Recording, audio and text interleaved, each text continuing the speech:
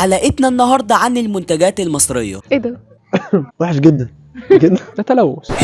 خير ان شاء الله. اهلا بيكم في الحلقه الثانيه من برنامج الاعلاميين ما يعرفوش يكذب. جاي النهارده نسالك ايه رايك في المنتجات المصريه؟ اكيد طبعا جايين نشوف منتجات بلدنا. والله المنتجات المصريه كويسه وبتحتاج على اقبال عالي يعني. جميله جدا. مش احسن حاجه حقيقه، بس يعني احنا مبسوطين ومقاطعين والله انا جربت كذا منتج كده بس مش كلهم يعني. في منتجات كويسه وحلوه يعني. لا زي الزفت. ده تلوث، يعني الدنيا ماشيه، هنعمل ايه؟ بناكل اي حاجه وخلاص. انت لسه مقاطعه لحد دلوقتي ولا لا؟ لسه عامله مقاطعه. اكيد مقاطعه اكيد. هو انا بصراحه نص نص، بس بتضايق لما بجيب حاجه. يعني بتشربي بيبسي مع سندوتش برجر صح؟ قولي. لا مقاطعه الحمد لا لله. والله بالعكس، والله ابدا ما بشتريش اي حاجه، يعني مش مشتري اي حاجه من اللي هي تبع المقاطعه ولا مقاطعه ولا غير كله كله والله. انت اعتزلت كل حاجه بقى. اهم حاجه المقاطعه دي. انا مقاطع حاليا. ايه اكتر حاجه جربتها وعجبتك؟ سبيروس باتس. سبيروس باتس. دبل دير مراعي الفسكه الحمراء هي طعمها جامد جدا. سبيروس بيت بس. دي الحاجه الوحيده اللي جربتها. معانا منتج عايزينك تدوقيه وتقول لنا رايك فيه وتقيميه. حلو. كمل 10. 9. ده بجد على رايي بجد ولا؟ والله رايك بجد. وحش جدا جدا. طب ريت بقى. مثلا عشان مصري وكده 2. رايك بكل صراحه. هو طعمه لا ايه ده؟ اديله طيب تقييم من 10. 2.5 يعني. هو يعني في سكر كتير قوي، مفيش صودا. هو حاسس ان اكلها افضل كتير اصلا. لا زباله، محدش يجربه. قمر. عسل. ده بجد بقى ولا تطبيل؟ يعني من ده على ده.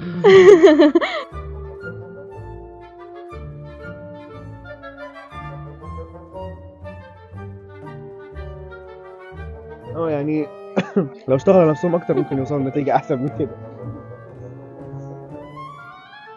يا جماعه هو دي حاجه بتشرب بجد. نشجع بلدنا نشجع بلدنا. هو ده مش بجد، هو ده مش حاجه غلط يعني. لا مش حاجه غلط بجد طبلي ده جامد. بص احلى حاجه في الطعم. الريت بقى. ايه الريت كمان 10 من 100. ماشي اتفضل. خد الكيس كله بقى. عادي. لحقت تبلع اصلا؟ لا ما بدوق. لا بس عادي والله. فده بالنسبه لك عجبك؟ اول حاجه ممكن اشتريها يعني. ده ايه ده؟ مشروب بالاناناس جميل بصراحه. لا هو جميل الحقيقه. اسمه ماكس. جرب كده وتاني وقول لنا ده ماكس. اشرب لازم، المفروض ان انا عشان خاطرنا. هو شكله شبه البنزين. طيب بما انك ملاحظه ان في الفتره الاخيره إن نسبه المبيعات على المنتجات المصريه زادت، فانت فكرتي انك تنتجي منتج مصري في السوق حاليا؟ لا. اعمل منتج بس يتصرف عليه بقى، اعمل منتج اللي هو كمشروب يتصرف عليه. لا ما اعتقدش. نعمل فكره بطاطس صوابع اشمعنى؟ مطلوبه. بنروح معاكم الكلام ده، بندور على احنا نعمل بطاطس من عندنا، ما تتاكلش خالص. هتسمي المنتج ايه؟ شراطس، بدل شرائح بطاطس نخليها شراطس على بعض. كل براند تكون هدوم. طب هتسميها ايه؟ روما. ده اسم. انا بحس ان انا محتوى مصري، فممكن اكون انا المنتج. هقدمني ازاي مش عارفه، بس انا المنتج. ما تتهزيش يعني قدام التلاجة خالص. بقى اما تشوفي الكوكاكولا. بتاع ده اوعى تشتريه، اسمه سبايدر. اوعى تفكر تشتريه. وسبيروس باتس ما تشتريش كل الاطعمه. نصيحه والله والله بجد. كان في لبان كده جربته، كان طعمه ملح. ممكن اجربه تاني لما احس ان انا عايزه اجلد ذاتي او انا عامله مشكله ممكن اعاقب نفسي بيه. بيقولوا ان المنتجات المصريه ما تقدرش تنافس المنتجات الاجنبيه، فانت ايه رايك في الكلام ده؟ مين قال كده؟ ما اعرفش، هما بيقولوا. لا ما حصلش. احنا جامدين في اي حته.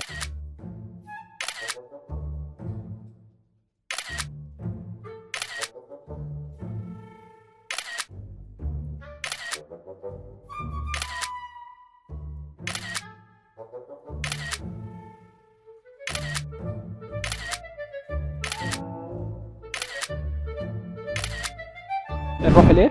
الفود ريفيور اللي جوه ده بيتاكل؟ كتير يا جماعه. يلا. طيب ممكن احنا دلوقتي في اسئله تاني؟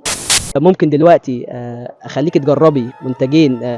ممكن دلوقتي اخليك تجربي منتج مصري ونشوف احنا.